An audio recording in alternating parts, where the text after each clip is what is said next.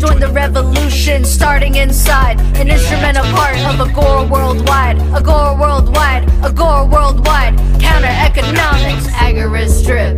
Black market click. Move a quick flip. Can't regulate this. Agorist strip. Black market click. Move a quick flip. Can't regulate this. Agorist. Agorist. Agorist. Agorist. Nexus. Agorist. Agorist. This is Brandon with the Agorist Nexus podcast. I've got my great co-host, Dag. How you doing, Dag? Hey, I'm doing excellent, man. Glad to be back. How you doing? Pretty good. Yeah, we took a little break there for a minute, but yeah, we're back. And we've got a great guest on today. But before we get into it, I want to drop our sponsor, Presearch. Great decentralized search engine. Earn crypto as you search. Don't get spied on by Google. And yeah, keep your privacy. Yeah. There's actually been some pretty cool recently. I've seen some different posts where it's like, what was it? Oh yeah, the Rand Paul versus Dr. Fauci thing, and it's like if you like Google Rand Paul like stories like in the news, like Google versus every other search engine is like just totally different results. Like the ones from Google are like, oh, fucking Rand Paul's an awful person, and here's always anti-science, and like all the other ones, they're like, you know, actually talking about what's going on. So it's kind of interesting seeing that. Yeah, like Google censors your searches and just gives you what they want you to see instead of like what you want to see, type of thing. Yeah. So it's out there and it's provable, you know, they really do censor you. So it's something. So anyhow, without further ado, very special guest, like you said, we've got Texas Joe today. How you doing today, Joe? Doing well, guys. How are y'all? Great. Excellent. Great, man. I first off wanted to start off by asking you, first tell us your background, and then second, tell us kind of how all of these experiences came together, because you're kind of like the MacGyver in these categories, as you know so much information, as we were talking about before the show started. Yeah. Okay. So I'm just I'm really just a normal guy. I spent about 15 years in an oil and gas industry, like a white collar job, sitting in a cubicle at a desk or, behind a computer all day. But it was, what I did with those proceeds that really, make the difference, right? I don't base my life around that career or, what I do for a living. I do what I love, and I just use my living and my source of income to pay for it. I'm a lot of different things to a lot of different people. It just depends on, what it is that, you need, or, what it is that, like what kind of relationship we're building. Some people know me as a mechanic. I have I have several cars in my driveway. I've put motors and transmissions in, and I maintain almost all my own vehicles with the exception of the stuff that's under manufacturer warranty. So there's that.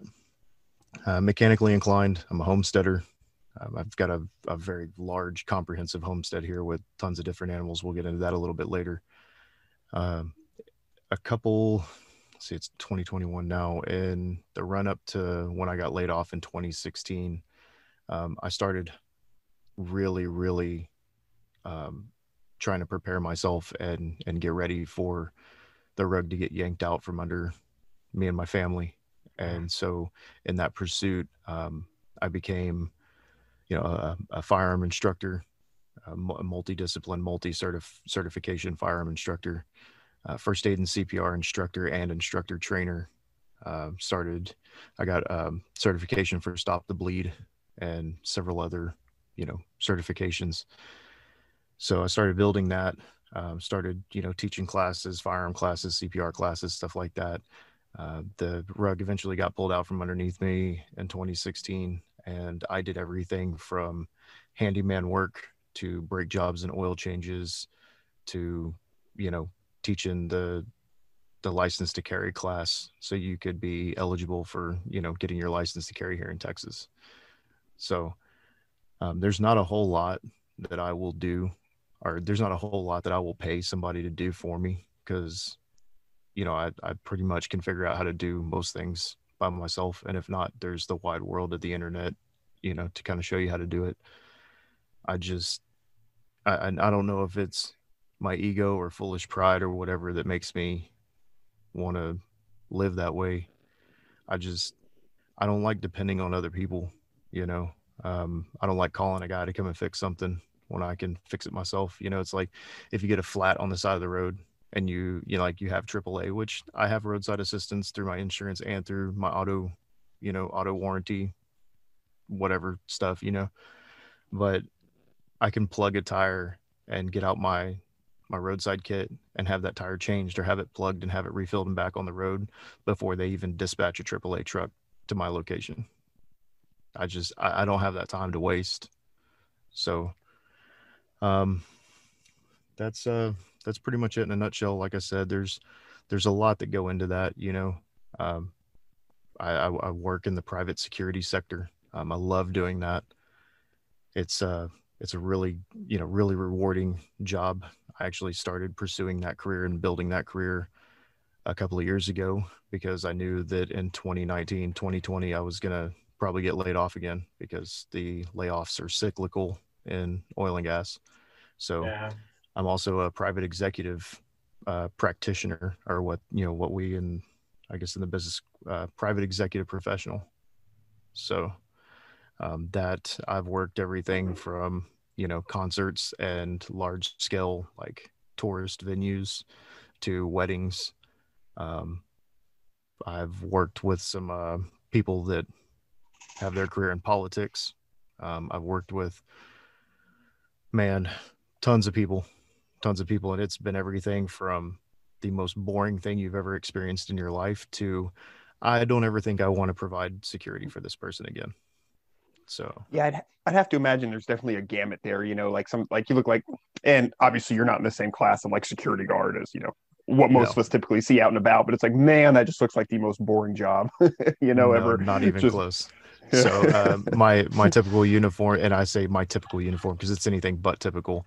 I can be in you know, khaki pants and a black polo with, you know, just very light, you know, like a pair of handcuffs and concealed firearm, you know, stuff like that. Or I can be, you know, literally BDUs, black polo, a duty belt, like you see, you know, police officers like full, you know, like spare magazines, baton, handcuffs, OC spray, or, you know, pepper spray, drop leg, you know, a Glock 19 in a drop leg holster, full plate carrier, you know, 60 pounds of kit.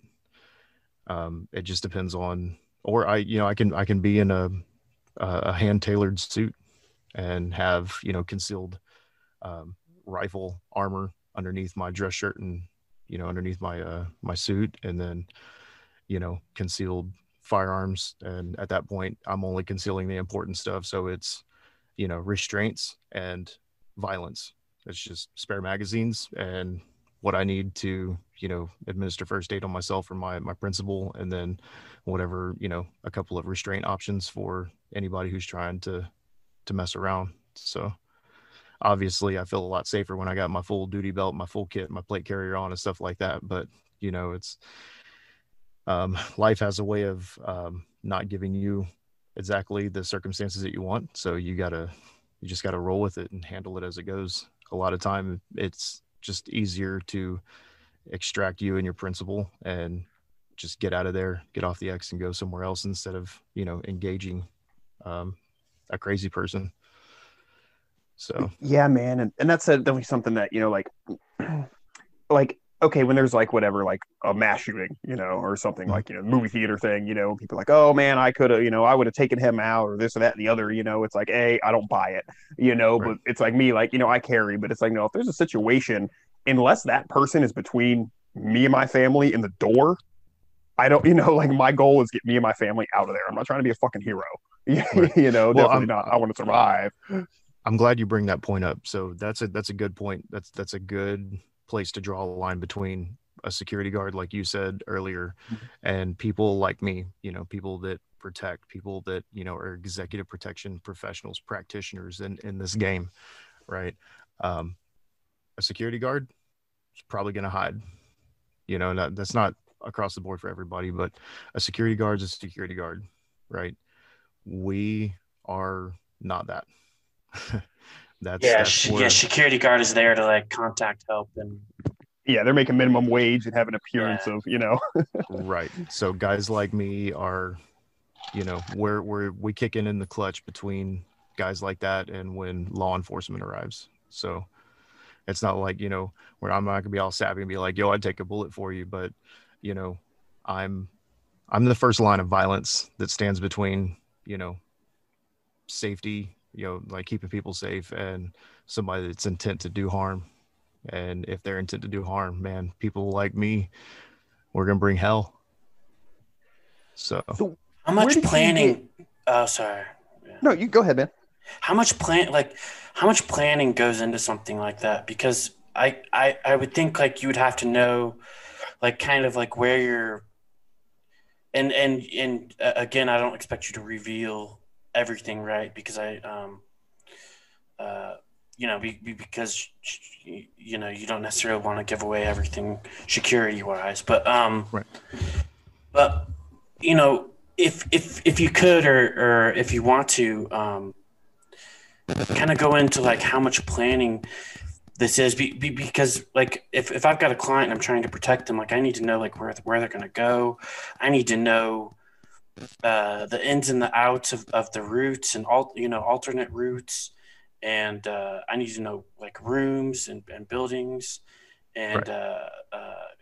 you know, just you know, as much as possible. Right. So if you could go into that for me. Okay. So this is a lot to get into for a show format like this. There's guys that do nothing but spend several episodes talking about just the planning and preparation for an op. Wow. But I mean, I can give you a high level on, you know, a pretty common thing that we, you know, that we deal with. So say that we have a high value principal that, you know, they're an executive for a big company, or they're, you know, it could be a pastor with a, you know, a church that's got a large online presence and a lot of exposure. It could be a recording artist, you know, it'd be just about anything. So say we're taking a high value, you know, target or high value principal, and they want to go out to eat. Okay. We're going to be running anywhere from a 2-man to a 6-man team. All right. We're going to know, like, as executive protection professionals, we get an information, you know, it's basically a dossier, and we get that dossier on our principal, and we're expected to, you know what's in there and familiarize ourselves with it, you know. So that's principal's name, spouse's name, kid's name, you know, like what, you know, what they're interested in, what they're into, like what they're, you know, specifically like what their physical limitations are, any risks that are posed by each of those people, like their social media, stuff like that. And this isn't across the board always for every principal that we're asked to, you know, take care of. Sure. But, you know, these are all factors that go into it. So say we're picking them up, we're going to start from their house, right? So a lot of times when you have a client that's willing to pay for a service at this level, we're in control of the transportation. Okay. So I'm also, I've held licenses for stuff like Uber, you know, limousine licenses, chauffeur licenses, town car, you know, large sedan, like your 8 Series, or you like your 8 Series BMW, like your Lincoln Town Cars, your Cadillac, you know, what am I looking for? The Cadillac sedans, you know, stuff like this. So like your large 4-door cars. So I've held, you know, licenses and certifications in, you know, both driving these cars, riding along, providing security in these cars and stuff like that. So we'll be in control of the transportation, the route, the arrival time. We will have usually multiple guys on a team, and we'll have team members staged inside of that restaurant before we get there. You know, so you have an advanced team, hopefully. It doesn't always work out this way. You know, sometimes you call 6 guys and only 3 of them show up, you know, so it's, you got to roll with what you got, you know. And like I said, you control everything from, you know, traffic in and around your principal, where they sit. You know, your advanced team usually handles that and says, hey, we have this reservation, we need to be, you know, kind of secluded from everybody else. that covers people that come into their their immediate space and personal space and interact with them, like waiters or staff or something like that, or if they go to the bathroom, making sure that nobody's going to try and approach them and accost them in the bathroom, stuff like that. So like I said, Wow. there's a lot of moving parts, and executive protection is like, it's a term that's sexy, but really it's people management. It's customer service and people management, and people really don't get into this thing. They don't get in this game if they don't have a passion for it, Wow, it's like I'm sure all this and the level that all this goes to depends on the client, right? And how absolutely what their needs are. But like man, that's just so crazy. It is a lot like what you see like the movies or whatever. I hate to bring it to that, but it kind of is, in that regard. But like it was interesting when you said about like people management though, and I guess a lot of it is probably what were you calling the principal or the client? Yeah. So we have principal, or we have HVT, which is high value target. Normally as for discretion, I say principal, because sometimes when people don't realize that they're talking to an executive protection specialist, they're like, you mean like school principal? I'm like, yeah. So I like you said, it's like managing like them, because I guess they might not, they might not think, or they probably don't think the same way you do as far as, situational awareness, what's going on around, what they need to look out for. So they may not realize, maybe I shouldn't, and this may be taking a little too high value of a target, like maybe I shouldn't sit by this window, right? Or, things like that. But you're kind of there to, if nothing else, just sort of guide them in those correct decisions, or those safer decisions, I guess. The other part of it is, there's that aspect. And then there's the aspect of, when these people can afford these things, or, afford this level of service, they don't need to waste their time going and getting stuff, I'll have an executive, talking to a group of board members or doing a presentation for, a company or something. And, before he goes on, I'm like, hey, is there anything you need, and like, yeah, I really need a bottle of water, or I need a breath mint, or, something like that. And I'm done, it can be, and like I said, I've worked jobs that, I've executed contracts that start at 20 to 25 an hour. And then, I've executed contracts that go in upwards of $100 an hour, or they, at that point they start paying by the day. And they're like, well, you got to make a day, it's like, I'm not leaving my house for anything less than 500 a day, and that's cheap for somebody that, provides this kind of service. So yeah, I'd imagine, like you said, like 20 something dollars an hour. And I'm like, I make more than that working on cars, right. So right. Yeah, start getting up to $500 a day. That starts sounding a little more right. It's like, hey, if I'm not doing nothing on a Saturday and there's a wedding going on, and, they can't get law enforcement to be there and they're serving alcohol, and, the company's like, hey, can you come cover this? You want a little extra money? It's like, yeah, whatever, and usually at that point, it's like, everybody wants to talk to you. Everybody's coming up and asking you what, agency you work for. And, like, who's the most famous person you've ever, you've ever done, EP detail for. And the brother-in-law always gets shit-face hammered, and you have to escort him out, and it's like, look, big guy, yeah, I get that you're this big old corn pone country dude that's like twice my size, but we're going to go outside right now, or I'm going to ruin your sister's wedding. So it's really up to you. And he's like, yeah, what are you going to do, little man? It's like, come on, man, you do not want to ruin her wedding. This is all about her. This is her day. Let's not make this about you, but you've had a little too much. So let's go over here and talk, So it's, again, people management, a lot of it is customer service. A lot of it is stuff that you never get thanked for, or that nobody notices. But when, your principal's event, or, their trip out to whatever location, or, lunch or whatever goes smoothly, when we have a boring day, that's the best day. Yeah. It's great when nothing happens, so. And I'm sure, I'm sure a big reason why nothing happens is because you guys do all that planning, and you're prepared and all that too. But Yeah, sorry, I don't really have a question after that, but No, you're good. How, It's like, like we can't always walk around with ARs on slings, like yeah, not everybody's going to allow us to come into a restaurant and walk around like we're the, the who really private wants to live in military that for this world person. anyhow? You know, Right.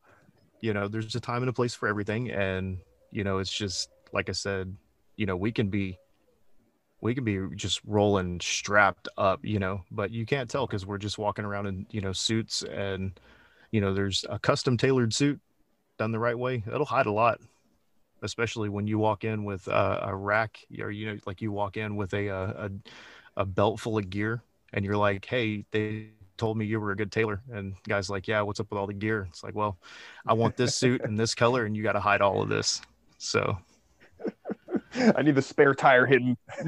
yeah, exactly. So the right, a good tailor is worth their weight in gold, man. A good suit that's is funny. also worth its weight in gold. But it's more than just planning. It's more than people management. It's more than customer service. It's professionalism. Just hey, being one of the biggest things to being successful in this game is having a servant's heart, and Mhm. wanting to be in that that service or servant's role. I don't care if people call me Jeeves, and yeah, you're damn right, I'll hold your wife's Louis bag while we're getting on the plane. I don't care. But I don't care. Like I'm not easily humiliated that way.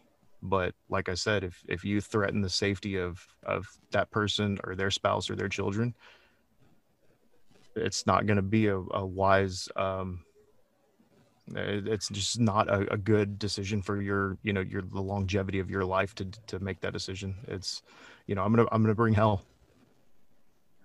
It's hell it's yeah. interesting because I hear like a lot of times it's like, yeah, like I ain't nobody's butler, but then again it's like, well, for the right paycheck, like, yeah, I'll be anybody's butler, but like Oh yeah, I will. Yeah, I'll hold the then door. it I'll open the yeah, car door. I'll hold the Louis bag. I don't care.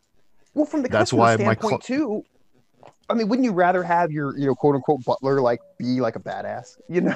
Like isn't that the person you want close to your family anyhow? So, well, I like mean, my manager, like my coordinator, and the people that are in the office, that did what I did, and now they're managing us guys that are out running around on the street.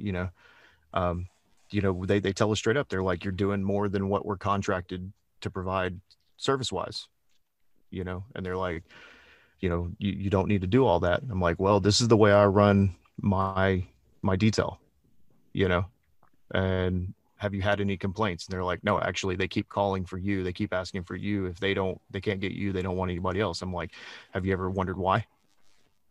And so the agreement we've come to is that if I'm going to provide a level of personal service and a level of professionalism outside of what we're contracted to do, then I don't complain when I have a bad day. yeah. They're like, don't call us complaining when, you were doing something and it resulted in an altercation and stuff like that. Like, you stand there, look intimidating and, whatever. I'm like, I'm not that, that's not me. You can, that's not me. That's security guard shit. I'm a professional and I provide a service, so yeah, open the door on the car, open the door on whatever building we're going into or going out of, running bird dog water for the principal, or, get him a snack or some gum, hold the wife's Louis bag. Yeah, I'm about it, man.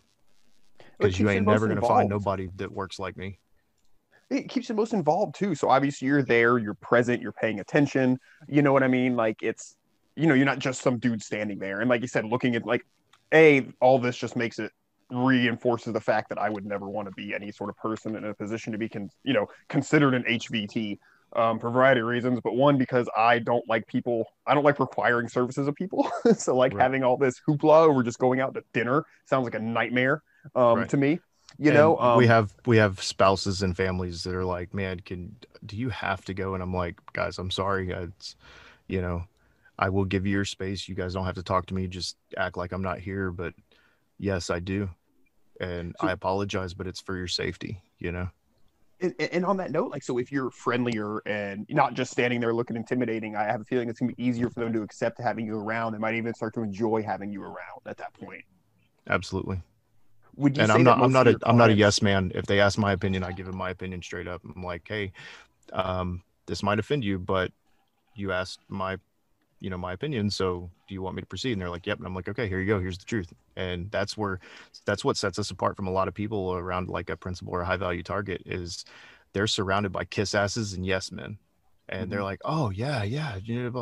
I'm like, hey, I think you tripped up on the first one. You need to redo it. And, let's go with the second one, and people appreciate that. If their life is possibly in your hands, like they want you to be honest. They Yeah, want to think but that they can trust you.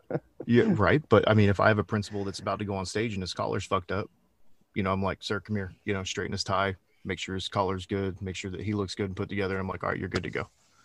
He's like, hey man, thank you. I really appreciate that. Cause he's got that confidence right before he goes out in front of thousands of people. He's got that confidence of, I have this person who has my back. Like, I know I ain't got to worry about my tie being crooked. I ain't got to worry about my collar being flipped up. And, he's like, I have this person in my corner. So that's another part of what we sell as executive protection specialists is, confidence. I give you the confidence to do what it is you're getting paid to do, which affords for you to pay me to do what I do. So it all comes back to you being able to do what you need to do. And I make that happen safely. Oh, that's so in a nutshell, my principle for myself, and I don't impose this on other people, but my principle for myself is, I work executive protection and I work, private security details and stuff like that. Like, I'm going to starve to death if I don't, because if I don't work it that way, it's every likelihood that I will starve to death because I'm not going to be working very long. So I work I do this with passion, man. There's not a lot that I don't do with passion, but I had no reason to take almost every dime that I was making in oil and gas and start pursuing this career and building this path for myself. And I made this decision. And man, the first couple times I, got called out on, shifts, like one of them, it was during Hurricane Harvey. And they were like, hey, we need you to, just run a security detail on this, the sheriff's deputy's house because they don't have spare sheriff's deputies to do it. And, like him and his family are like in a house that's halfway torn apart and, there's looters and all this stuff. And so like we worked it and the guy came out like 3 o'clock in the morning. He's like, man, I couldn't sleep. I just needed to make sure you guys were out here and that y'all have my 6. I'm like, yes, sir. We got your 6. And after that, having a law enforcement guy who gets paid to have guns pointed at him come out and say, hey, I really appreciate you being here. Thank you. Like, dude, I was hooked. Like, I had to have more, and a lot of people don't ever get experience, or they don't get exposed to something like that. So they don't know that they are inclined to something like this or, like it just, a lot of people go their lifetimes not knowing that they have a passion and a gift, and a calling. They just settle for whatever it is they do for a living and go on about their business and spend and consume, and all that stuff. And I was blessed by being exposed to this and realizing that, I've got a talent here. I've got a skill set and a gift, and it's, it is a calling. So. Cool. I'm assuming that, some kind of martial arts as well, right? Surprisingly, I'm not a real big martial arts practitioner. I've had a couple of discs replaced in my neck, and I need some work done on my back, and so I'm not really into going hand to hand. I'm looking at, I know several guys that are in the game that are practitioners of several different things like Kali and Krav Maga and stuff like that, and I need to pick one. Not only for, just my own sanity and being able to, work out and maintain and, the spiritual and inner calm that comes with, practicing a martial art, like that. I do need to, but at this time I don't. But I mean, I'll take a hit, I'll get in there and get dirty with you. I'll roll around on the ground with you. I don't care. I have, in the past, actively, practiced, Kung Fu, South Korean martial arts, Brazilian Jiu-Jitsu. I'm actually more comfortable on the ground rolling around and using, blunt force trauma, like knees, elbows, stuff like that. Like that's I'm comfortable there. You know, I'm comfortable with violence. Like, I don't want it, but I'm comfortable in a violent environment. You know, I don't seek that out and, you know, seek to create that environment everywhere I go. But if we got to go there, we can go there. It's fine. I did Krav Maga for a little while, and I was surprised at how like karate, you're just sitting there practicing punches, right? But like, Yeah, static. yeah, but Krav Maga, it's like you can really use that during Absolutely. you know situations, and then some of it's based off of like their grapples and the stuff on the ground. A lot of that is just jujitsu. So I found it to be a very like well-rounded way to get the threat to stop assaulting you. I was listening to a podcast recently, and it was funny. I was talking to my friend Anthony about actually a podcast that I listened to with Pat Watson, who we didn't mention. We didn't even mention this. You do the Insurgency Knitting Circle podcast. Yeah, we kind of missed that part, but yeah. I am the host of the Insurgency Knitting Circle podcast. And you, Pat Watson used to be on that show with you, and we've had him as a guest on here. And Pat's just excellent. But he does a lot of stuff on just like why the police system is like unfixable and whatnot. I was talking to a friend about it, and he recommended this other podcast with one of the Gracie Jiu-Jitsu guys. And I forget who the actual show was, but I guess these guys have they've been working with police departments a lot and been training like new cops in like jiu-jitsu. And, you know, they're saying like the results of this have been like fantastic, because it's like the cops that are trained in it, they're actually having less use of force incidents, less deployments of their taser. A lot of it is just confidence, you know, just because they know this and they know how to, if they get in a tussle, you know what I mean, that they can get through it. And basically they're just showing a lot of the police departments that are adopting this are like having just these great numbers as far as like the officers that are trained, you know, again, less use of force incidents, less deployments of tasers, they're getting injured less on the job, you know, just all sorts of great things. And a lot of it is just them just having this like confidence, you know, that they know how to handle situations. I'm glad you said confidence. Yeah, but I don't remember exactly where I was going with that, but it was just, we were talking about the martial arts and everything, and it's just like there is a big benefit I see to knowing some of that. And I'm not saying like, oh, somebody's coming at you with a gun, you're gonna do some crazy, you know, martial arts thing and disarm them, you know what I mean? But it's just when you do have that confidence, you know, you can just do your job better. Right. So there is there's a theory, right? And is that violence only understands equal or greater violence. So if you have somebody hell-bent in a situation that, you know, they're going to find somebody to fight, or they're going to find somebody to yell at, or they're going to throw their weight around, they're going to be the biggest person in the room. When you get in between that person and whoever they've chosen as a target, and they don't see any fear in your eyes, like you're not giving ground, you're not making space, you're not backpedaling or stuttering or anything like that, you're not looking away, you know, when a shitbag is intent to do harm and they see somebody like that that's not afraid, what they're looking for is fear to exploit. And when they don't find it in you, they're like, okay, now I have a real decision to make. I'm not just going to improvise this and, you know, get whatever I can from the situation. This person is not ready and is not going to accept my bullshit. I have, you know, even at like me, I'm 5'6" and I weigh 200 pounds. Right. So if there's a guy, there's always going to be a guy bigger than me. But, you know, I stand there and I'm like, hey, I'm like that little, what's that little girl statue on Wall Street in front of the Raging Bull. And, you know, hey, that's fine. Like, I don't care, but you're not going to do whatever it is you're hell bent on doing unless you take care of me, which is your immediate problem. So we can either act like civilized human beings, or we can roll around on the ground together. It's fine. Like I've never been one of those people. I'm like, oh, I'm a badass, you know, I'm, you know, this and that. But, you know, I can tell you, I'm not going to let you talk to this person that I'm charged to protect that way.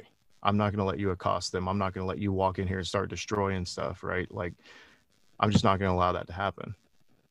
Oh yeah, little man, or what? Well, keep escalating. You'll find out.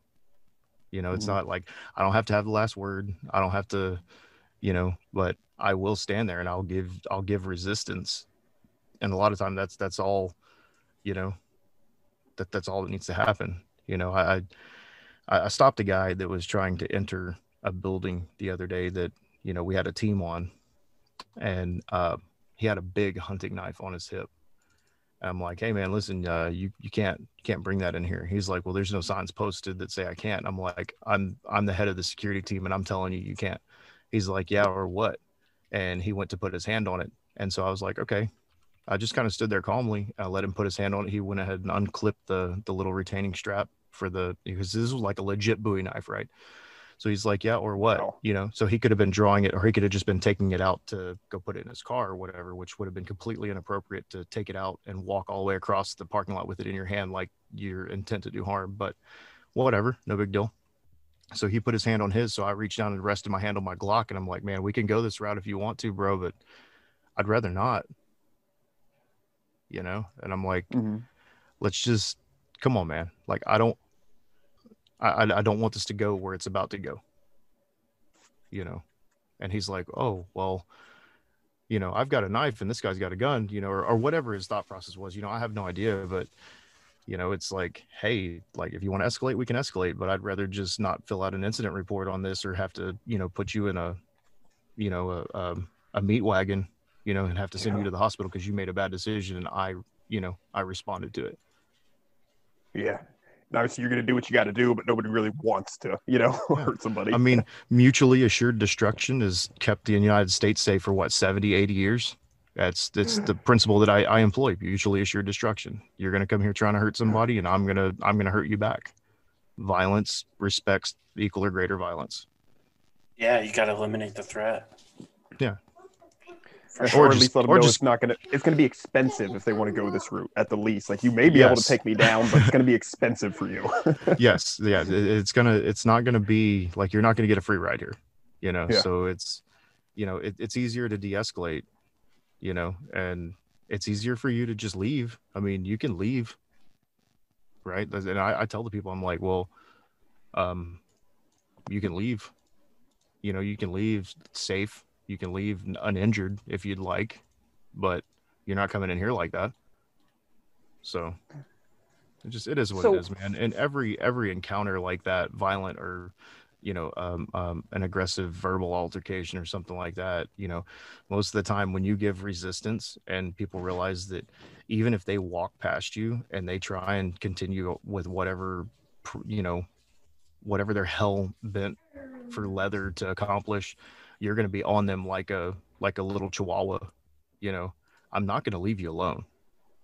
So you either act like a human being or leave straight up, you know. And then when I'm on a high value target or, you know, high value, you know, client or a principal, and we're out to eat, we don't even make this an option because we control the space around them. We don't even let people get close so they can have a verbal altercation, you know, or if there is a verbal altercation, it's because somebody needs to really go to the bathroom because they've had several drinks and they're drunk and they don't understand that they're talking to an executive protection specialist and they're about to get injured and all they care about is why they can't use the bathroom and who the hell this guy thinks he is that's standing in the way. And it's like, hey, when this guy's gone out of the bathroom with my two friends, then you may enter the restroom, you know. So it's dynamic, bro. It can change every day and it can change in a heartbeat, man. And so, you know, some people are really good at diffusing a situation and some people aren't, you know, but some people like I've seen, and I'm just like, whoa, that was so impressive how like this guy was ready to murder somebody and you just talk to him for a minute, you know. And calm them down. Some people are just good at that, you know. Maybe it's having a nice voice, or maybe I'm sure it can be a learned skill. But I have a feeling it's some people are just the right kind of charismatic for that too. Maybe. Yes.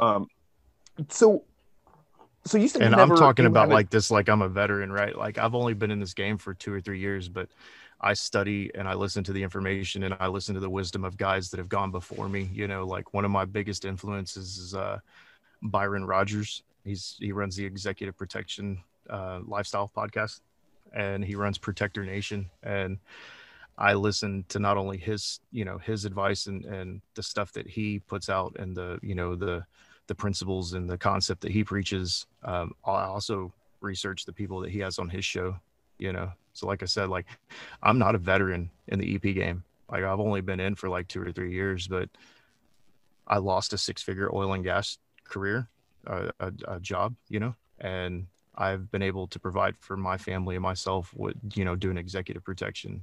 And this is going to be a part where I get arrogant, and it's not because I'm arrogant, because I'm boastful, but it's arrogant because I know that I do well for myself. And the reason that I, you know, the reason I've been able to provide for my family, work in security and executive protection, is because I'm good at it.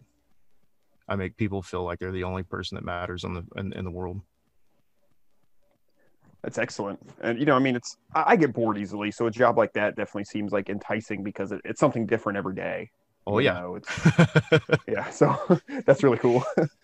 How did somebody go about, so like you said, you haven't been like, you weren't in like police or military or anything. And like, so like, you know, let's say like Pat, for instance, like, you know, he was in all that, but it sounds like most of his good training didn't actually come from the government. It came from stuff he did on his own time with his own money.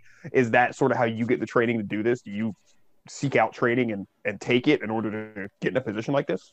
So I have an uncanny knack, and I guess it's because I was raised by a Marine, that I just have an uncanny knack of attracting, you know, veterans and you know, law enforcement and stuff like that, you know. So I make friends with these people, and you know, I hang with them, I train with them, you know, I see what they're doing, and I'm like, well, you know, I want to do that, but I don't want to spend the money to go to a police academy, or I don't want to spend the money to, you know, like I don't want to have to, you know, put on a muzzle because I'm wearing a badge. You know, I want to be able to say, you know, I want to be able to speak the truth if I need to speak the truth, instead of having to hide it to make sure that I get my pension, you know. So I just got exposed to it.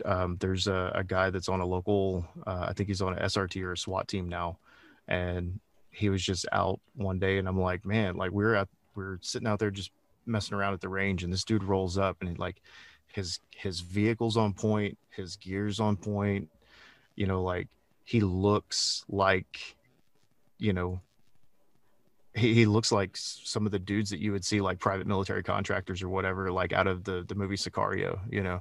And I'm like, bro, like whatever it is you're doing, I fucking want in, you know. And he's like, well, it's not that easy. And I'm like, tell me about it, you know. So I met him for lunch a couple of times, and he's like, yeah, so I, you know, I'm an executive protection specialist, you know. I work everything from weddings to concert venues to, you know, all this stuff. And I'm like, I started consuming everything that I could find on it, like tons of hours of, you know, stuff on YouTube and listening to podcasts about executive protection, you know. And I'm like, yeah, like this, I want to do this. So I just found a way, man. I found a way. I found a security company that was, you know, willing to take me on and help me, you know, do their in-house training and, you know, help me get licensed, you know, through the state so that I could operate. Because a lot of people don't know, if you provide private security and you're unlicensed in the state, like it's a hefty fine, you know. So went through that, and I just started working jobs, man. I didn't say no to nothing, man. I worked, you know, amusement parks, security inside of amusement parks for $15 to $18 an hour. I worked at, you know, Sunday school, like, you know, everything, man, like weddings and churches and, you know, just everything, man. And I did it with a smile on my face. I did it with passion. I did it with, you know, vigor, and I did it with, you know, drive. And it, basically, like I said earlier, man, I did it like I was going to starve to death if I didn't, because if I didn't work it that way, I probably was, you know? Yeah. And people are like, well, oh man, you do this full time? I'm like, no, man, this is my part-time gig. And, you know, people are like, well, what do you do full time? I'm like, well, you know, I have a white collar job in the oil and gas industry. And they're like, you probably make more than I do. Like, why are you here? And I'm like, I'm here because I love it. I love this game. You know, like I can't not do this. I have to do this, you know? So. Hey guys, quick pause here to tell you about our sponsor, Devault Cryptocurrency. Ticker symbol DVT is a low cap coin with a market cap around 900,000. So there could be room for opportunity here. Not financial advice, but we really like this project. Yeah, the Devault core wallet is one of the best I've ever seen. Very user-friendly, super easy to use with cold staking rewards. So it's like getting interest. They're working on privacy with Terraform. Also, DeFi to decentralize and replace financial institutions. So go ahead and check them out over at devault.cc and get you a Devault core wallet today. Also, be sure to check out the show notes to find exchanges that they are traded on. With that said, let's get back to the show. So as Agorists, we're, really big into, private security and possibilities for like private policing and stuff. So it's really awesome to hear that you have like a passion for doing this and like you didn't try to go in the public sector with it. You stayed in the private sector and you're probably much more effective and happier, for that. Do you have anything to say, like maybe like why you didn't want to go to be like a cop, like why this was more attractive to you? I did. You just love liberty or I did. Like I was taking the ASVAB test for the Marine Corps and my dad, he just came in from out of town, so he's chilling with me today. My dad was a Marine in Vietnam and did 2 tours, Ooh. And so I've got older parents. I'm in my I'm late 30s now. So yeah, of course I probably got older parents, but when I was sitting there, my mom had called him because they were divorced. And when I was sitting there talking to the recruiter and doing my tests and stuff, my dad shows up and he's like, son, I'm going to ask you not to do this, please. And I'm like, why? Like, I look up to you. Like, I want to do this. And he's like, it's not the same Corps. He's like, I came back from Vietnam, after getting shot at and blown up and all that stuff. And he's like, I got, baby diapers thrown on me and told I was a child murderer when I got back. And he's like, that's not why I don't want you to go. He's like, I went and did what I had to do so that you didn't have to, And then he looked at the recruiter and he's like, tell him the truth. And, the recruiter's like, what are you talking about? He's like, what is he asking to do? And he's like, oh, he wants to be, active, he wants to be in combat. And he's like, I want to do like demolition, like I wanted to do cool shit, Mm-hmm. And he's like, tell him the truth. And the recruiter kind of, like he knew he was in a tight spot. And I'm like, what are you guys talking about? And he says, well, you're the only son that this man ever had. Is that correct? I said, yep. He's like, you'll never see active duty. He's like, you'll never see combat. You'll never see anything that's, dangerous other than, like situations you create for yourself, Oh, so wow. he's like, it's not gonna, he's like, you're not gonna go do what you want to do because, some like Saving Private Ryan shit or whatever, So I'm like, man, if I can't go do EOD or demolitions or, infantry or, heavy infantry or whatever, like, what's the point, which, I mean, everything happens for a reason, Yeah. And then the same thing, like later on, my mid to late 20s, I'm like, yeah, I want to go be a cop. Like I'm going to part-time out of my, my oil and gas career and, do this and make a transition. And like, I had buddies that were already cops and they're like, man, why do you want to do this? I'm like, because like, I want to do what you guys do. And they're like, man, come with us on a ride along. So I went, on a couple ride alongs. They're like, man, we get treated like shit and we don't even get paid half of what you get paid. You're crazy for wanting to do this, And I'm like, what do you mean? And so like, I actually saw what, like the bureaucracy, right? Like once they got chest cams, body cams, like they don't have any discretion anymore. Like if they stop somebody and, it's like they've been drinking a little bit or, something like that. Like, so I live in a small town, right? So like the cops, if you got pulled over drinking, they're like, hey, let me just escort you home so you don't hurt nobody or hurt yourself. Get in your driveway, you pass out in your car or whatever, but don't leave this driveway again. If we see you again, we're taking you to jail. But now, like, if they stop you and they think you're DWI, you're taking that ride. They have no discretion anymore.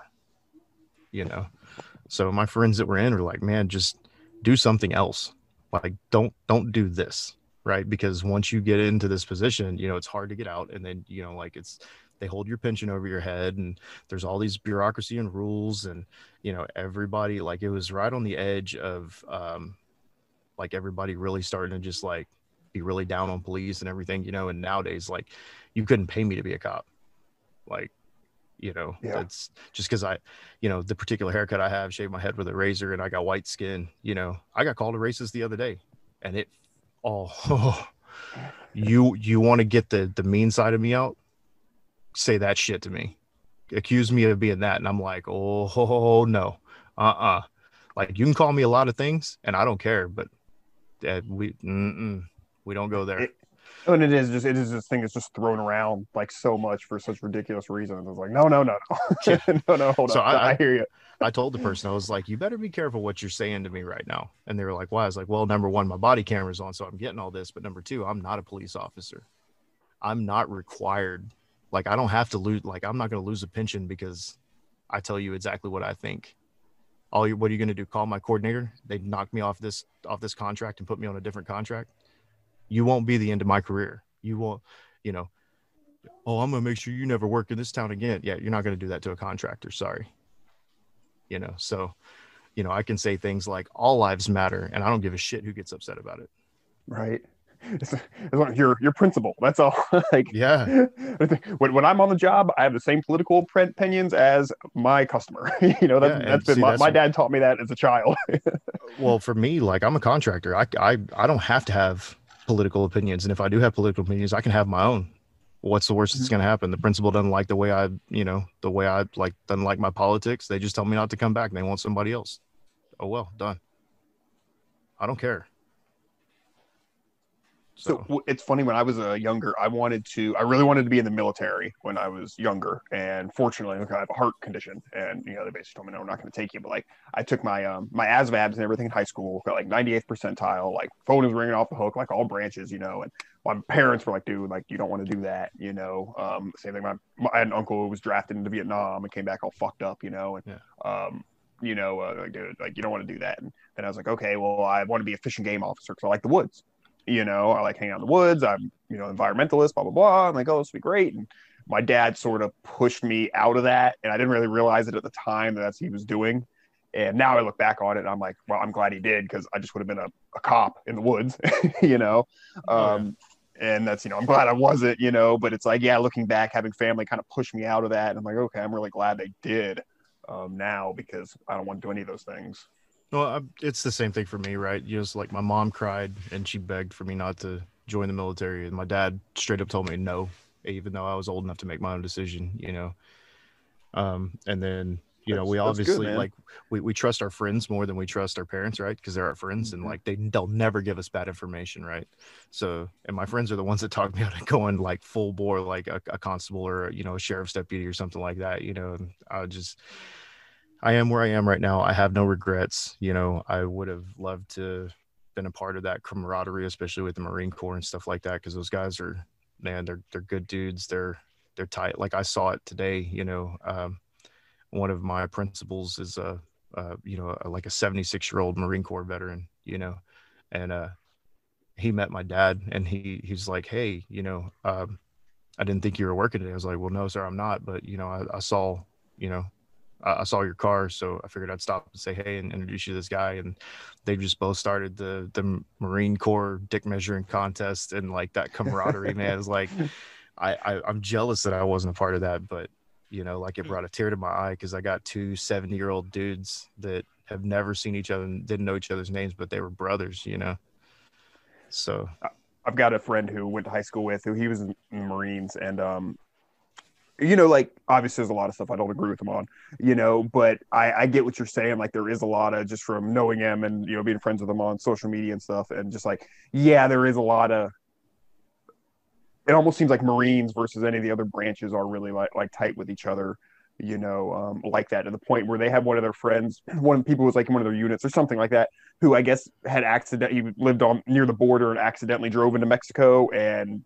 got like arrested in Mexico because they had a bunch of guns. And I don't know all the details of it, but like, he was in like a Mexican prison for having guns, and like they were talking about like they were getting a group of guys together to go down there and get him out. I don't know whatever happened with that. I don't think that happened, but like just like the proposition of that to me was like crazy, but they were, halfway willing to go do that, Yeah, hell yeah. So we don't know how we're gonna do it, but we're gonna get it done. It's the Marine can-do attitude. They can do anything, and it doesn't matter if they destroy everything in their path.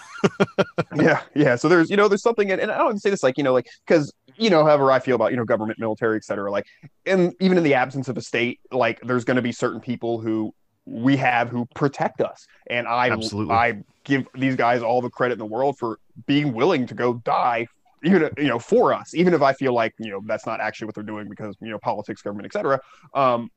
The fact of the matter is we have people that are willing to do that, and that's an amazing thing. And those same people would probably be the same people who work in the private security, in a stateless society. So, I try not to be just negative about somebody because they're in the military or because they're, a cop, even if, I could have, whatever beliefs. But because there are people who, are going to be the ones to protect us, like I carry, but I'm not a violent person, dude, like I've lost way more fights than I've ever won, but I don't take no shit at the same time. But I'm glad there's people who are better at it than me who are willing to protect me, and I have no problem paying for those services.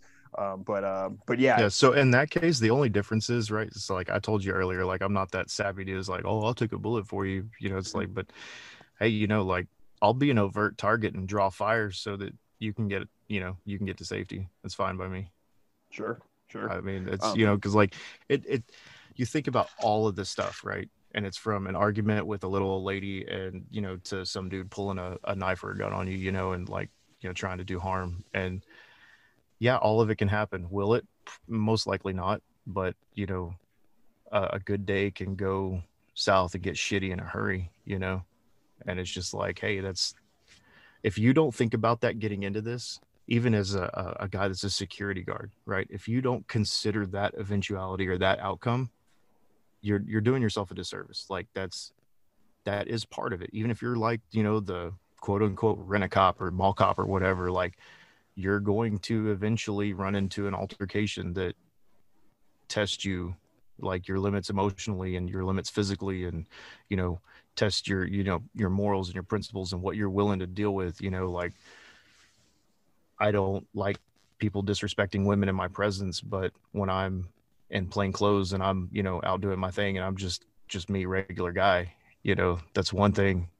If it's me, the executive protection professional, the executive protection specialist, I have to turn a blind eye to that. Like I can't get involved in somebody else's bullshit and drama when I'm supposed to be taking care of this person and his family, so there's a time and a place for everything, Definitely. And I think that even without, government funded, government ran, police and military and stuff like that, there's a ton of dudes, there's a ton of husbands and fathers and, uncles and brothers and, even sisters and moms and, aunts and, people like that. Like it's not just men, it's women too. I'm married to a very, I guess how do I put this, very confident Southern woman. And, nice. With the lack of somebody to protect them, she would definitely provide protection for herself. I've trained my daughter and my wife hands-on with every weapon we own. So do they want to do harm? It's like you said, do you want to do harm? No. Will you? Yeah. Yeah. When the option is having harm done to you, the other option is having harm done to you. Yeah. It's like, you gotta mentally prepare yourself for that. You got to make that decision. And then there's some of us like me that are just like, I didn't even know I was wired for this shit, man, until I started doing it. And I love it. So maybe I would have done well in the military. I don't know.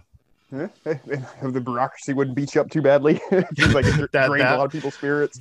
That's the sticking point for me here. Yeah, I like all of this except for that shit right there. And there's a lot of that shit. So again, bring up Pat again, like just stuff he talks about in that regard. I'm just like, oh, it sounds like hell working for the government. Even the guys on biting the bullet, man, like some of the shit they talk about in the military, I'm like, God, that is retarded. Like I'm so glad I didn't do that. yeah. But Pat was a big, and because I went through 2 waves of this, right? It was when I was in my mid to late 20s, and being a post 9/11 kid or whatever. Like I was born before 9/11, but like growing up and coming of age and like that time around 9/11, mm-hmm. And then I had a second wave and I'm like, man, I want to do this. And Pat's like, dude, just get a hobby. You don't want to do this, man. Like, come on, So, I mean, I even went through a time where like I was interested in being a paramedic and stuff, and it's like, what did I do? I went and got hands-on austere medical training instead of going through all the stupid rules and licensing and state, all this like training and all this stuff. I just went and got what I wanted, you know, like treating gunshot wounds, putting on tourniquets, starting IVs, you know, suturing, you know, stuff like that, stuff like you actually need, you know. And I'm not gonna ask somebody for permission to do that when somebody needs it. I'm gonna get it done, you know. So What were you gonna say something, Brandon? Yeah, I was. But I can't remember what I was gonna say. It's just been a really good conversation. So I've just been really enjoying. I know, man. We've been going for an hour, and like, I hope feels that like the we've people only that been tuned in talking for like 10 minutes. well, I hope that the people that tune in for like homesteading stuff aren't like, well, these guys shut the fuck up about private security and like this wannabe like mall cop military guy. Like, no. This is great. This is super interesting, man. You know, Definitely. I definitely think it's great that you weren't in the military, because it shows you, like, you know, your guy without training can really be a great, you know, without military service can actually be a really great Without government training, yeah, you don't need the government for training. You don't need well, I just pay those guys that have been trained by the government, that have like hundreds of thousands of dollars invested in from the government for training. I train from them, and I'm like, look, I don't want any of the stupid shit. Like, I want the good stuff. Like, I'm just paying you, just show me the good stuff. And they're like, okay, cool, we can do that. So yeah, you don't need all the other. And I guess, you know, coming from a family that has multiple military members, there's a lot of like training and stuff you go through that is, how do I want to put this? programming. Programming and inefficient, absolutely inefficient programming. Oh, like you said, a lot of stuff you don't really need.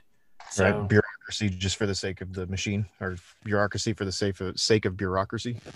Exactly, yeah, or bureaucracy just for tradition, or you know, there's stuff like that too. So, but yeah, maybe we should get into some homesteading stuff. I'm almost wondering if we should just skip homesteading for today.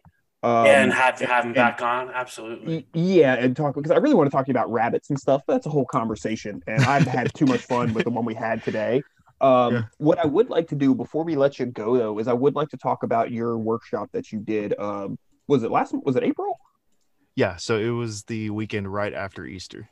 I have been really into this kind of thing recently, and I love to. So, like, we went to Float Fest a few months ago, and that was great. And you know, Brandon's been to Anarchapulco and stuff, and I've been to some small meetups and everything, and those are really great. But I really like this kind of middle, like a couple a day, where you know it's a few people, and we learn some skills, and we have some fun kind of thing.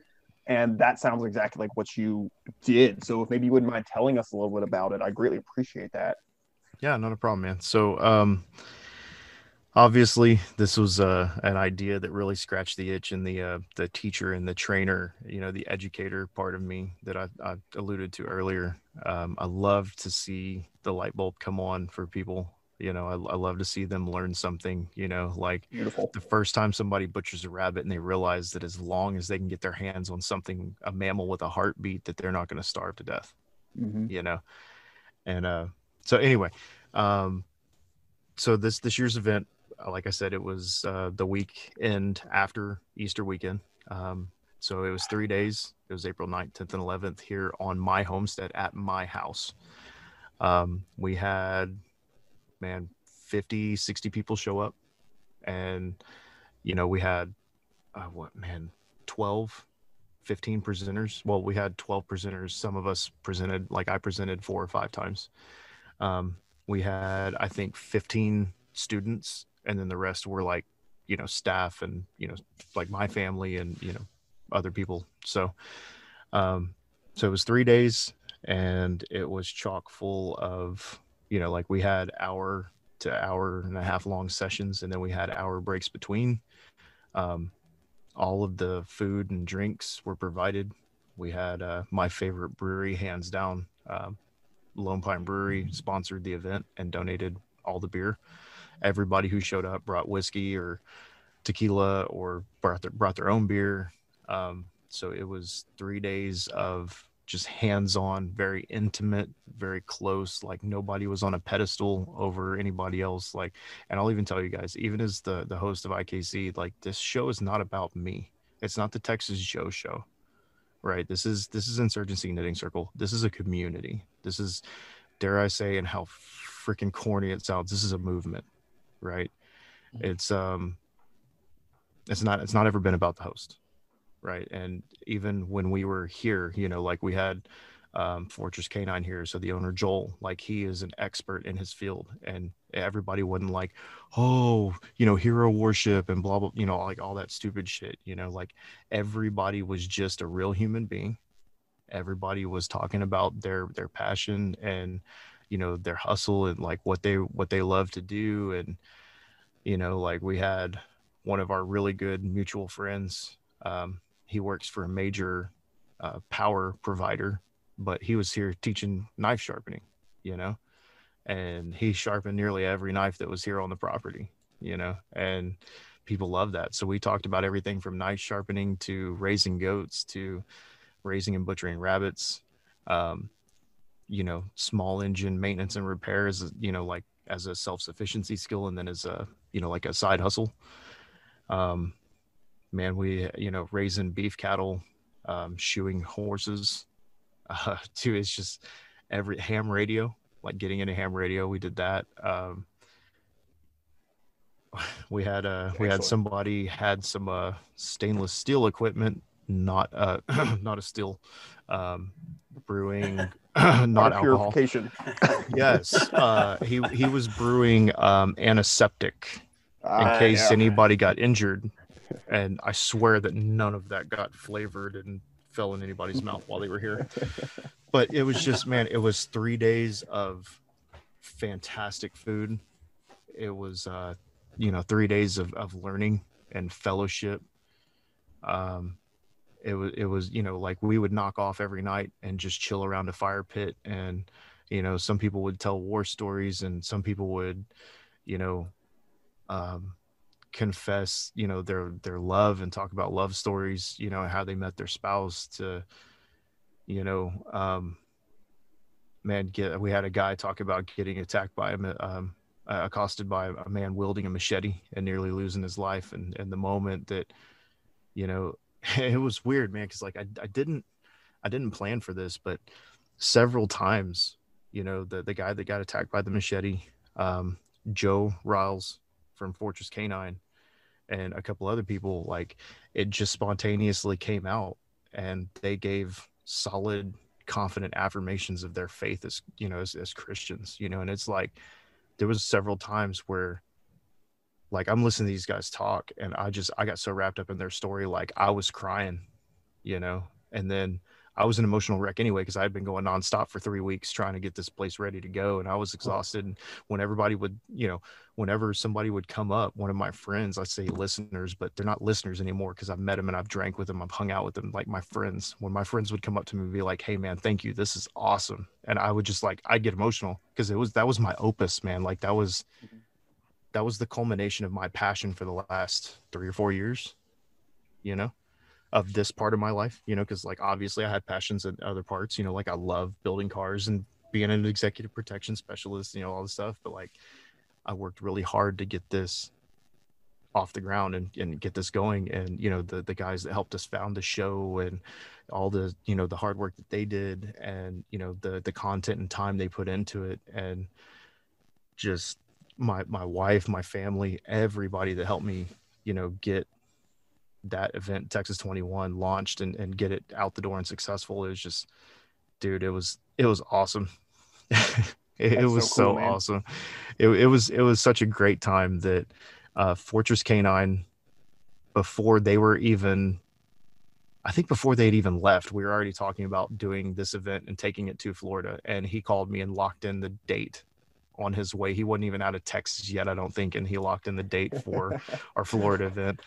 CrossFit Stanton, Big Mo, told me when I was taking him, because, and see, this is the servant part of me. This is my servant heart coming out again. I had guys that flew in that needed to fly out, and I personally made sure that they made it to the airport on time. I took them myself. You know, like I loved helping make breakfast, and even going forward, like I've told everybody planning, like I want to do that. Like I want to be involved in making and serving the meal, because these people believe, you know, in this. These people believe in me. These people believe in IKC, and just to give that little, you know, bit of service, you know, or that let me, you know, let that servant part of me out, and to show them my appreciation. Like I insist on that. So That's amazing.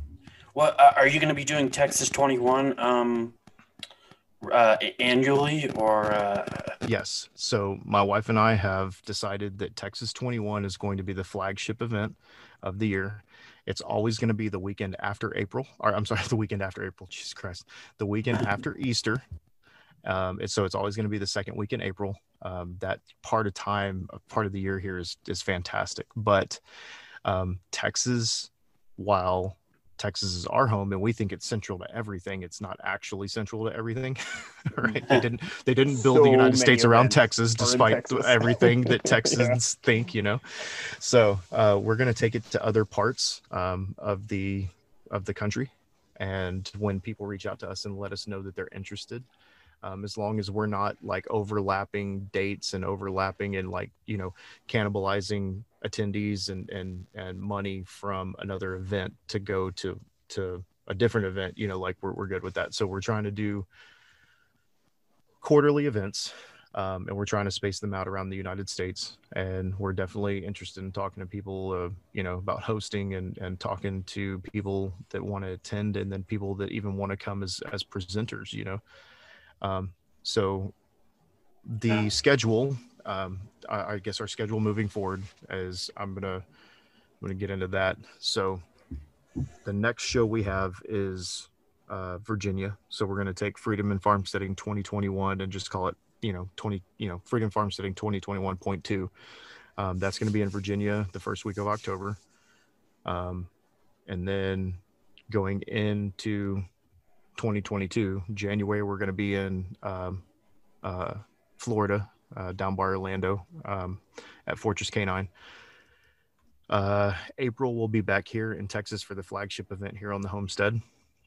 July, we're going to go to Northern Exposure Farms up on the Pacific Northwest, and then we'll be, you know, going somewhere else, probably winter, early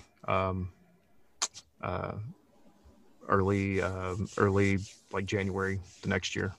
So now are your Virginia and Florida events going to be annual as well, or? I don't know. They might be. Honestly, okay. They might be. We have a huge following in the Mid-Atlantic region, and now that we're getting exposure from Joel and Fortress K9, we're obviously close to the Gulf Coast, but you know, we decided to do two, just space them out into different quarters, because we thought if we ran them within a month of each other that we might cannibalize attendance from one to the other. So we're doing them geographically in different places, right? Because there's a big difference in, you know, like where we Stanton, Virginia, and then Orlando, Florida. Like that's a good haul. So you have people that probably aren't going to make that trip. But then you have your people that are going to try and make every event. But then you have your people that are only going to pick one, and a lot of people are going to probably pick Texas, you know. So if I wanted to go to one of these events, how would I go about? Do you have to reserve a spot online, or yes. How does it all work? So that's the other part where I keep my finger on the pulse of this thing, and it's not a control mechanism. It's a passion for me. Mm-hmm. So it's something I require of myself. I receive, read, and respond to every single email that comes in, whether it be about the show or, you know, in regards to this. So if you want to reserve a spot, we ask that spots get paid in full, but we understand that, you know, times being what they are, sometimes people need to, you know, put down a down payment to lock in their spot and then just, you know, make payments. We can do that. Not a big deal. So you would just shoot me an email, info@ikcpodcast.com, and that comes directly to me. And while I may be busy, it may take me a little bit of time to respond, or I got to go searching for your message in the junk folder. I will find it and I will respond to you.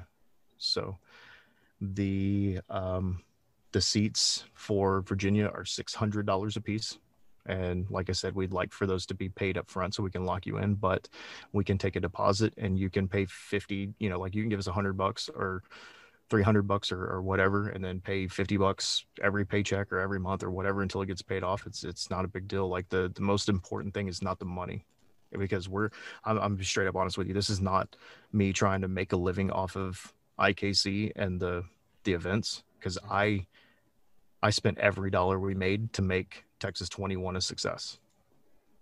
So I literally, and I even gave refunds on a couple that got their car stolen the day before they were supposed to be here. So I straight up, I didn't make anything, but it was a success, and that's all I cared about. I did it. It's so nice to be able to teach people skills that can change their life or save their life or make it easier. And there's just something about an in-person event too, man, where you can just for everything, man, there's so many videos out there. There's so much shit online. There's podcasts on almost any topic you want. But there's something about being able to ask somebody a question. Well, what about that? Or why are you doing it like that? Or explain this a little. That just makes learning so much easier. Yes. Or getting that hands-on, not just getting a visual, but getting the hands-on. Yeah. So real quick before we go forward, I have to apologize. Before I braked and let you guys talk, I said that I did it, and that was completely disingenuous, and that was bullshit. I did not do this. I had so much help, but we did this. I modeled this event after another major podcaster who does 2 of these events at his place a year. And I'm just a baby podcaster, but I am going to toot my team's horn here and say that we fucking blew this out of the water. We killed it. And this was such a huge success that people invited us to their house. Both presenters and students invited us to their homes to host this event. That's how much they liked it. Nobody asked for a refund. Nobody thought they got shortchanged. Everybody said, yes, it was worth every penny we spent. So nice. How much was Texas 21? And how much do you think it's going to be in the years to come? I know that's hard to kind of gauge. Well, I'm glad you asked that. So Texas 21 was 500, and that was based on the model. We found that there was a lot of costs associated. So I don't think that everybody who attended, and we actually had MTK Knives produce us custom knives. So everybody who attended and bought one of the MTK knives, their price of $500 is locked in for life. And if they give their knife to somebody else or they sell their knife or whatever, that person holding that knife will get that original $500 profit, or $500 seat cost. Cool. So that was one cool thing we did. Knowing that I have to take this on the road, and knowing that food is a huge cost. The logistics of everything is another huge cost, but food is where you're going to spend most of your money. We are slowly raising the price, so it's $600 a seat for Virginia. It will probably be $600 to $700 when we go to Florida, just because I'm not trying to make any money off of this. I'm just trying to cover my travel expenses and make everything else. Yeah, absolutely. Well, yeah, and I do want to war chest some money for IKC, right? Because the whole point of this is, like, I want the show to be self-sustaining, and even if I have no income, I still want to be able to put the show out. So internet and hosting and equipment and all that stuff like that costs real money, Mm-hmm. So we have a SubscribeStar page, and SubscribeStar supporters get notifications on stuff long before anybody else does, because I'm like, hey, SubscribeStars are in our private Discord. That's the only way to get in there. We have a public one, but we have a private one where subscribers are the only ones there, or content creators and other show hosts and stuff like that. So it's not the only way to get in, but yes, I've been asked several times, are you making money on this? And yeah, we are making money on it, but that's Nothing not the wrong point. with that. Right. Well, but it's not the point. That's not all we care about. I care more about people meeting each other. I care about sipping whiskey and giving, my one of our buddies, Bubbers, a bro hug, You know, like I care about meeting, you know, a clever alias and his girlfriend in person. You know, I care about, you know, being able to see Pat interact with people who have never got to meet him before.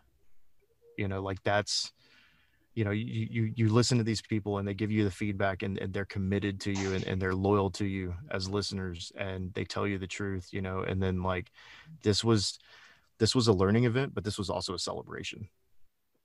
You know, I begged my wife for 3 years to do an event like this, and finally she gave in. And when it was a success, I did not let her down, you know.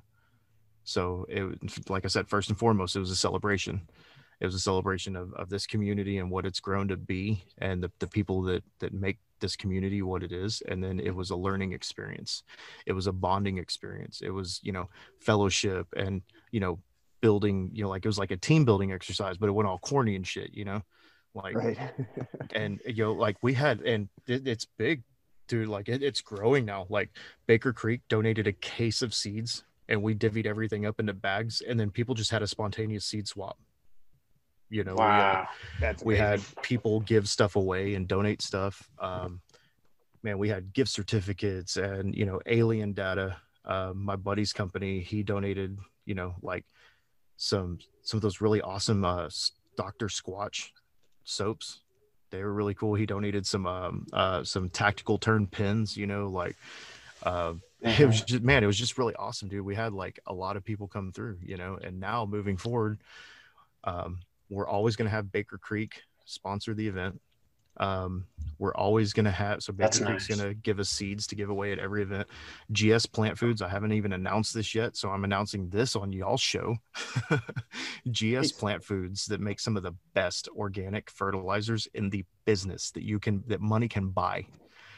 They just sent us like half a dozen fucking cases of their product. Like I've got so much GS Plant Food stuff. Like my wife is like, you have to find something. You've got to give some of this away.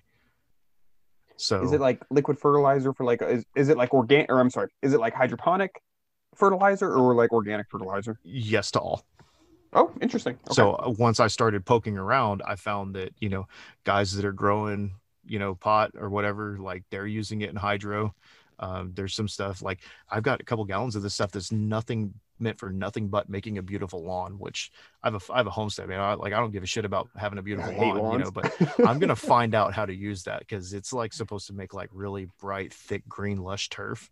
So I'm thinking if I get a couple 50-pound sacks of, you know, clover or something like that, you know, like You need I'm gonna forage for have your goats. well, I need forage for my goats. I also need forage for my bees. So Oh yeah. I think that wildflowers will probably eat the same nutrients that stupid chem lawns eat, you know. Like I bet I can grow native grasses with that, you know. Like I'm gonna figure it out, you know. So man, honestly, my go-to with them is fish and kelp. It's a liquid fertilizer, and it's got, you know, ground up like seaweed and kelp, and then it's got ground up fish parts, and you just that stuff is fucking magic, bro. Like it's Stinks, but good it probably stuff. works really well. Yeah. And like I emailed them, and they were like, the beginning of the year is so busy for them, like they didn't respond. And so like I emailed them again, and it didn't click to me until like I looked this person up on LinkedIn, like who they were, and I'm like, oh wow, that's the owner, right? And you know, he's like, yeah man, I'll send you some stuff. He's like, I'm sorry I keep forgetting, you know. But like all was definitely forgiven when, you know, 2 boxes showed up, and I'm like, oh, that's cool. And then like 7 more boxes showed up. Oh, You know, nice. like, wow. So it is what it is, man. Like, so, you know, again, we're gonna have Baker Creek. We definitely have GS Plant Foods on board. I'm talking to several other sponsors, and hopefully, you know, like they'll jump on and get in, you know, and do the thing. But yeah, man, it's growing. It's growing, and people want to be a part of it. People like want to help plan. People want to help, you know, like it's becoming its own entity. It's becoming, you know, self-sufficient, you know. All right, let's take a quick second to shout out Agorist Acres Seeds. Agoristacres.com stocks a variety of seeds for your garden or homestead. They also have really cool packaging instead of those silly paper envelopes. Buy seeds with crypto, support the counter economy, and become self-sustaining today. Agorist Acres offers fast shipping so you can get started right away. Make sure you use code Nexus10 at the checkout for 10% off of your orders. Also, they will donate a portion of the sale to Agorist Nexus, helping to bring you all the great content you expect. And all right, let's get on with it. So That's I'm so It's definitely so cool. still People don't understand like how hard it is to, and how much time it takes, and to throw an event, and it's just amazing what you're talking about. Is sorry if I no, you're good. cut you off, but Oh, dude, yeah, you just yeah, go actually ahead. reminded me of something. And this is so cool. Every time I talk about this, I get emotional. Like I get tears in my eyes and I get goosebumps.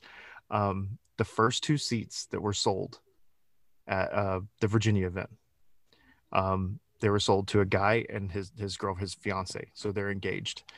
And so he told me that they were engaged. I'm like, hey, that's cool. So I gave him a shout out on Instagram or whatever.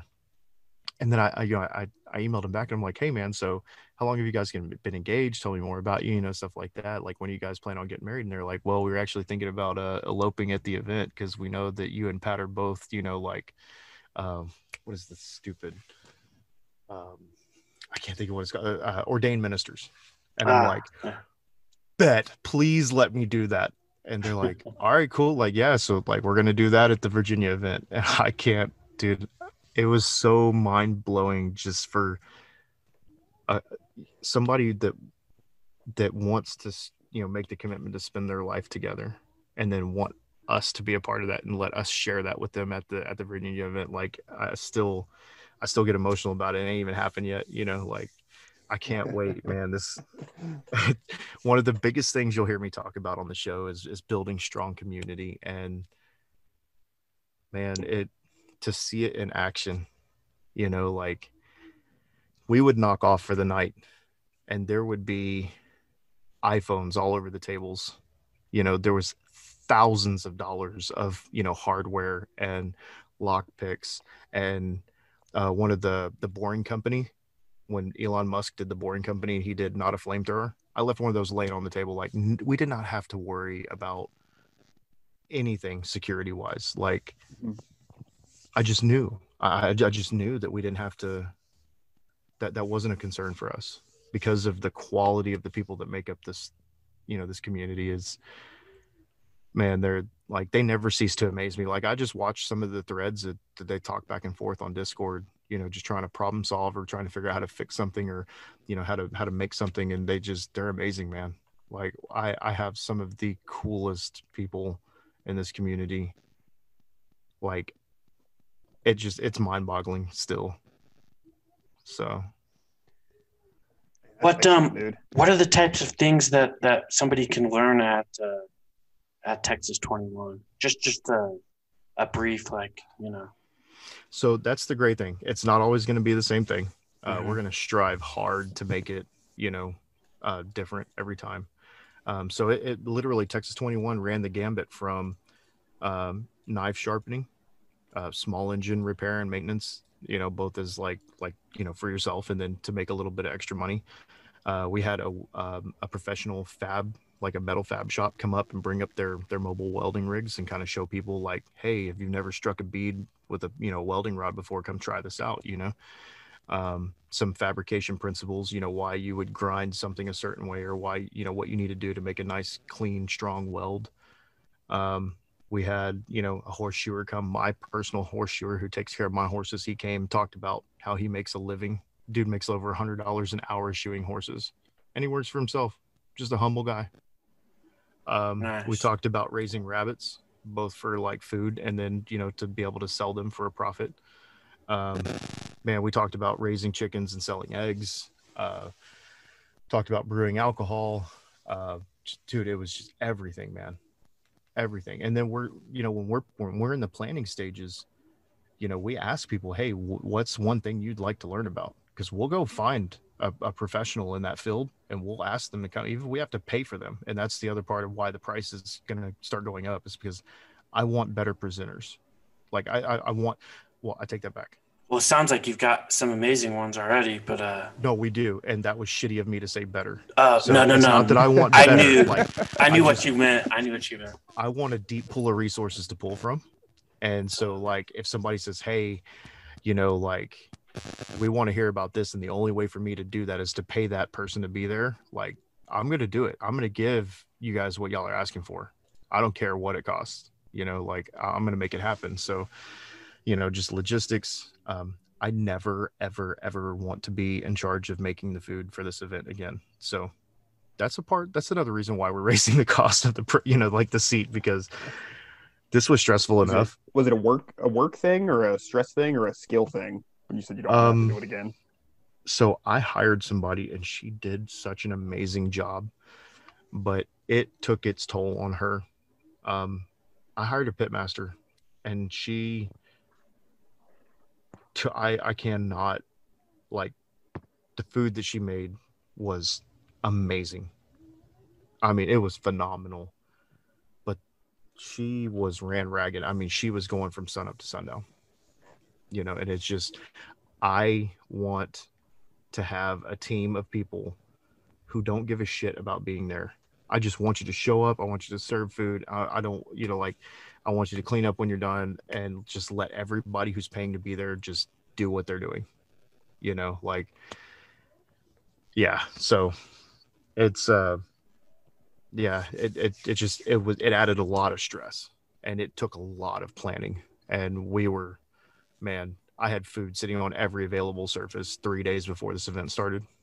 No room in the freezer. Like, it was nuts. So, it's like the planning, the logistics, the execution, like, I would rather just pay somebody to deal with that and not ever deal with it again, Yeah, I'm getting anxiety just thinking about putting on something like that. And that's what gets me about this, like, because I've thought about, like, yeah, like doing something like, and I'm pretty sure I know the podcaster you're talking about who does workshops like that, like, man, like, that'd be cool, but it's just like, man, like, yeah, having so many people on my farm, and I'm not like, I mean, I don't think I'm a private person. I mean, I kind of am, but it's like, I don't know, I'm picky about my shit, like, Yeah. So just having a bunch of strangers over my place, and I'm sure they'd be all, fine people, like you're saying. I mean, they're probably the most trustworthy people I can imagine, but it's just, I don't know. I just get, like, anxiety.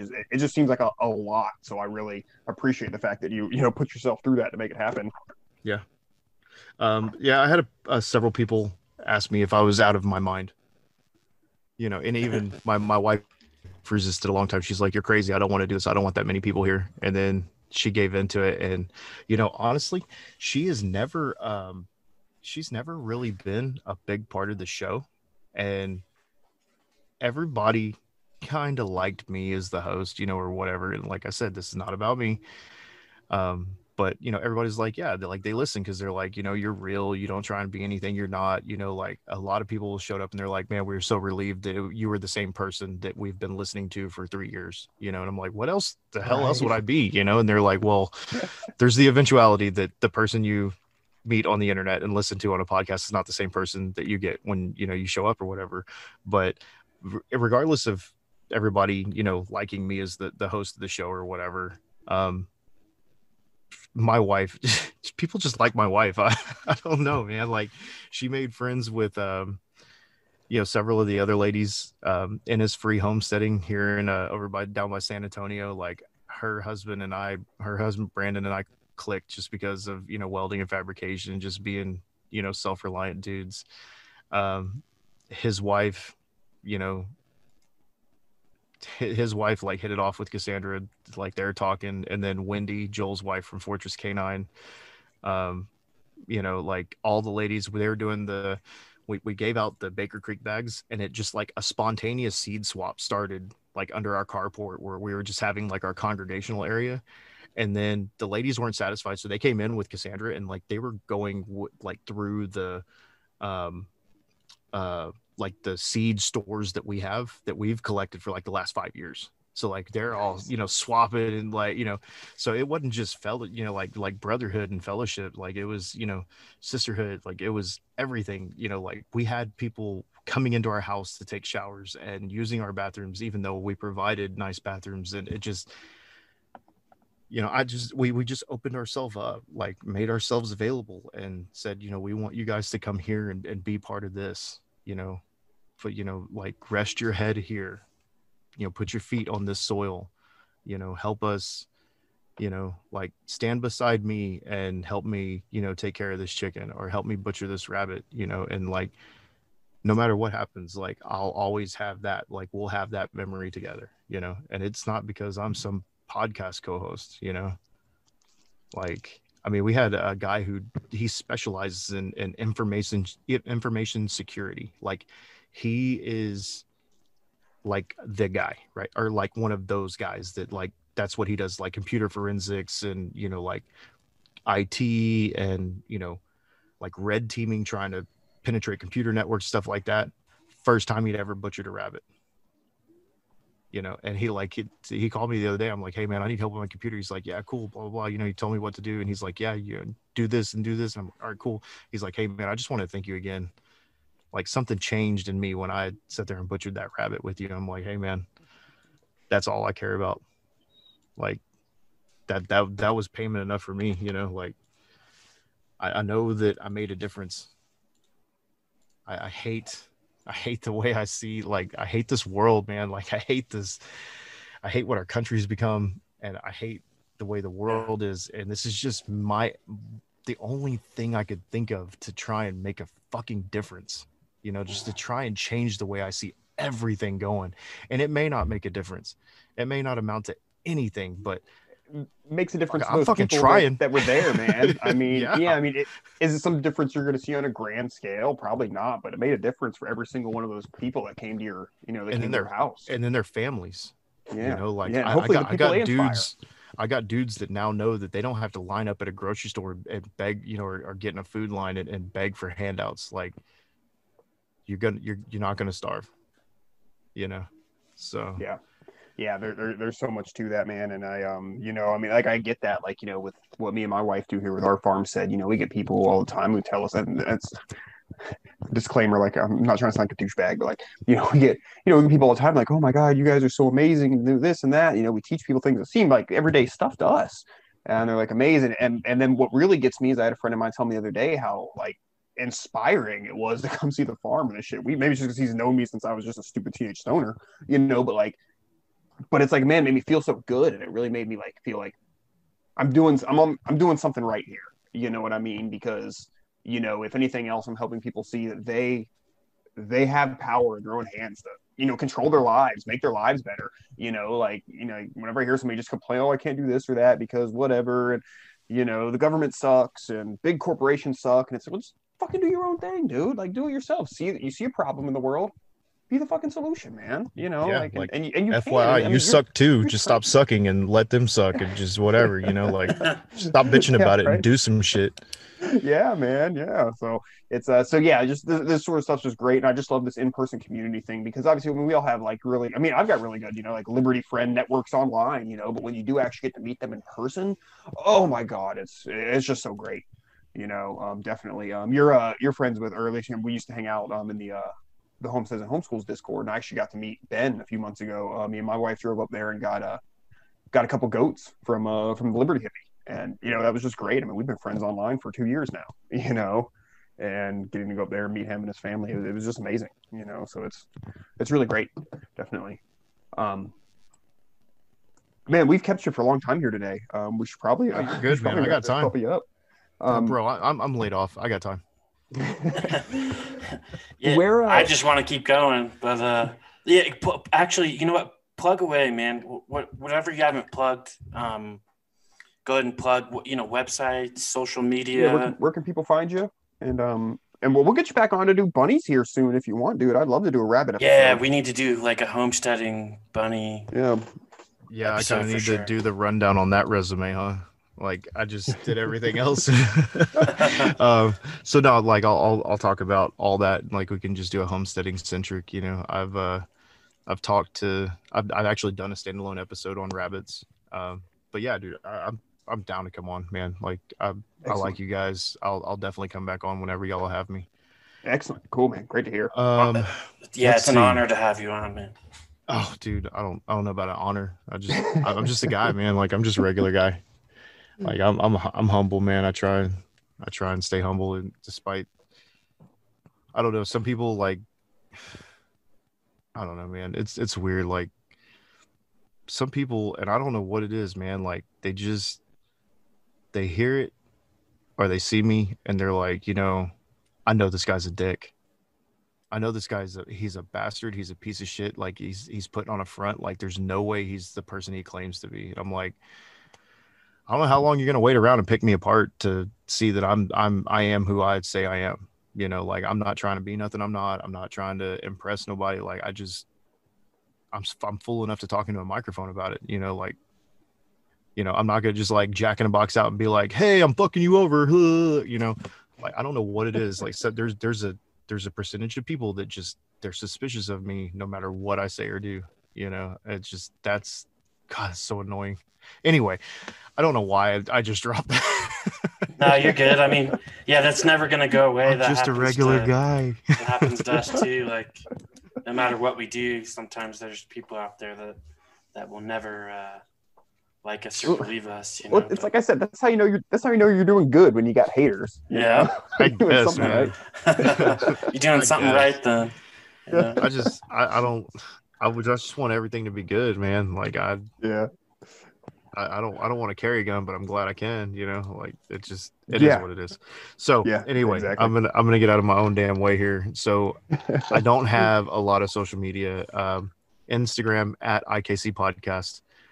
You can follow us there. You can, drop us a comment or whatever, give us a like, give us a subscribe. I'd like to have more, I guess, a bigger presence there. I didn't focus on that for a long time, but I am now. So Instagram at IKC Podcast.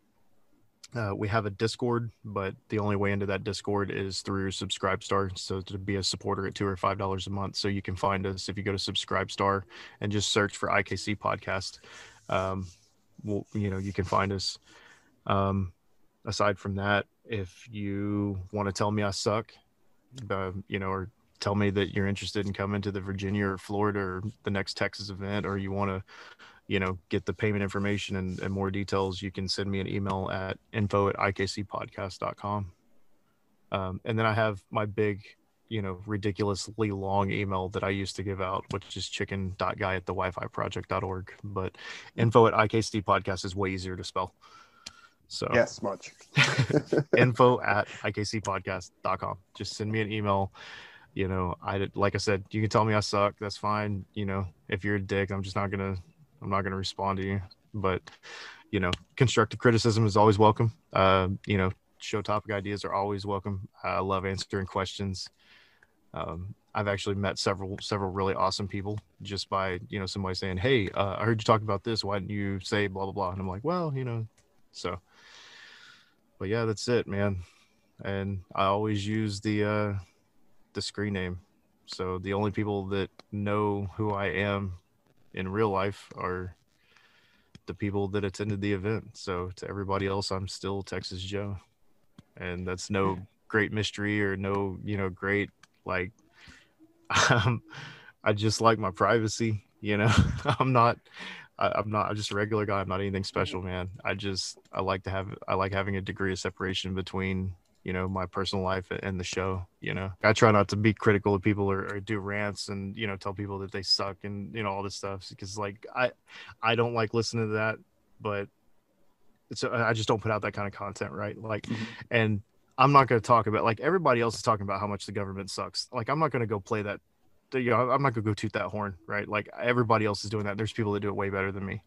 Like I can give my own flavor of how the government sucks and what they're doing wrong or whatever, but like that's not me, man. Like I just like talking about stuff that I like, or whatever. That's your skills, man. So stick with it. It's what I'm passionate about. So, but yeah, man, it's just the show's never been about me. I keep saying that that's why I use Texas Joe. That's why it's my handle. Like, it's not about me. Like, if I talk about something that I'm doing, it's because I'm doing it and it will, provide money or food for your family. Like, I'm not telling you to do it because I do it. I'm just telling you to consider it or listen to it because it's an option and I make money off of it. I put food in my family's mouth this way. So, hey, just consider it. It's like, it's just not about me, man. It's about it's about just trying to make a change, make a difference.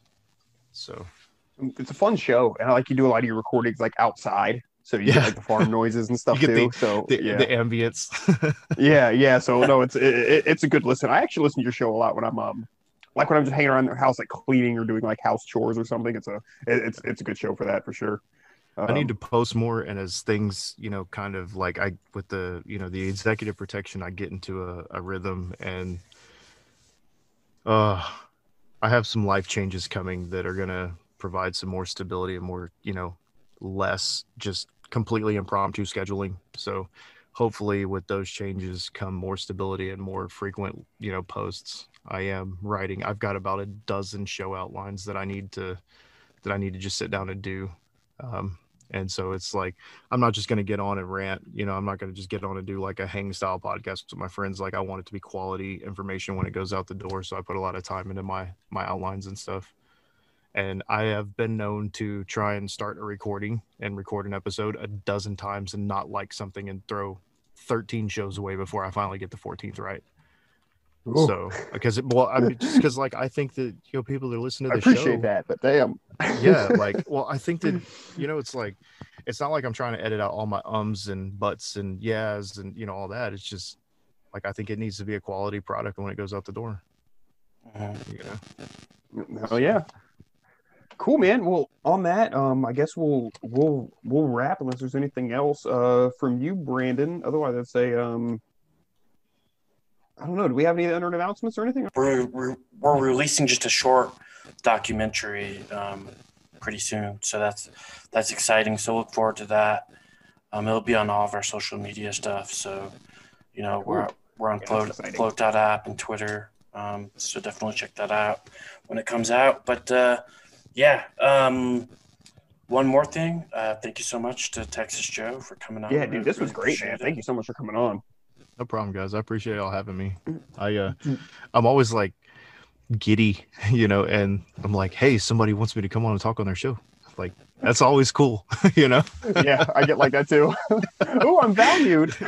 Yeah, like people like what I'm saying. That's so strange.